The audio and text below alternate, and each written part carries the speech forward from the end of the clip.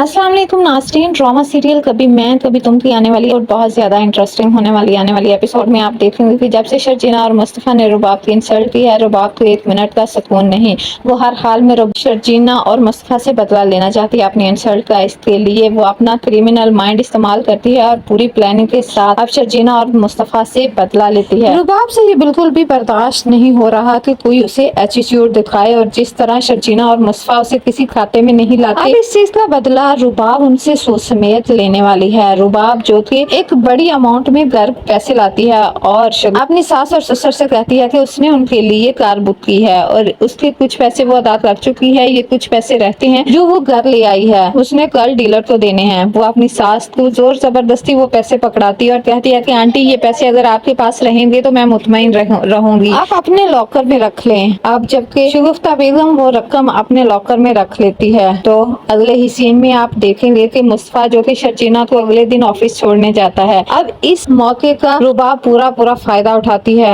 और वो अपने दिल ही दिल में ये कहती है कि वो शर्जीना और उसके यूजलेस हस्बैंड को बिल्कुल भी नहीं छोड़ेगी और अपनी इंसल्ट का तो बदला लेकर रहेगी। और इस मौके का फायदा उठाकर वो मुस्तफा और शर्जीना के कमरे में जाती है और वो रकम लॉकर से निकाल कर मुस्तफा के कमरे में रख देती है। शाम में जब मुस्तफा और शर्जीना ऑफिस से वापस आ जाते हैं तब रुबाब अपनी सास से कहती है, आंटी वो जो रकम मैंने आपको दी थी वो तो ला दे, मैंने डीलर तो देनी है। तब जब शगुफ्ता बेगम अपने कमरे के लॉकर को खोलती है तो वहाँ रकम मौजूद नहीं होती। वो बहुत ही परेशान कमरे से बाहर आती है और कहती है कि वो रकम तो लॉकर में मौजूद नहीं है। तब रुबाब कहती है कि आंटी ऐसे कैसे हो सकता है, अभी कल ही तो मैंने आपको पैसे पकड़ाए हैं और इस बात का पता तो सिर्फ हमारे घर वालों को है कि इतनी बड़ी रकम मैंने आपको दी है। रुबाब का ये इशारा मुस्तफा और शर्जीना की तरफ होता है। रुबाब जो कि खूब हवेला करती है और कहती है कि मैं पूरे घर की तलाशी लेना चाहती हूँ। और जब वो मुस्तफा और शर्जीना के कमरे की तरफ बढ़ती है तो मुस्तफा उसे साफ अल्फाज में मना कर देता है कि वो उसके कमरे की तलाशी नहीं ले सकती। रुबाब उसे कहती है कि अगर उसने पैसे नहीं चुराए तो फिर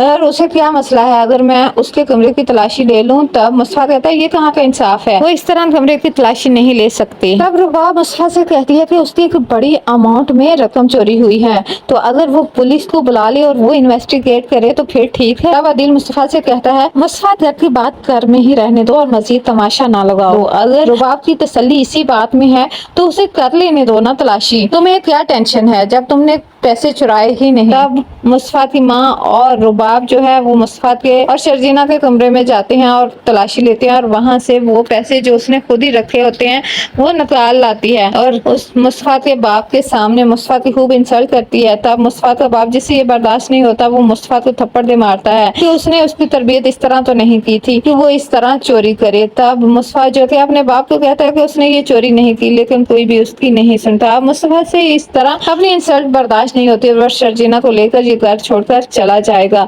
वो इस घर में मजीद नहीं रह सकता। उसे ये तो पता था कि इस घर में रहना उसके लिए मुश्किल है, लेकिन इस तरह उस पर चोरी का इल्जाम लगाया जाएगा ये कभी उसने सोचा ही नहीं था।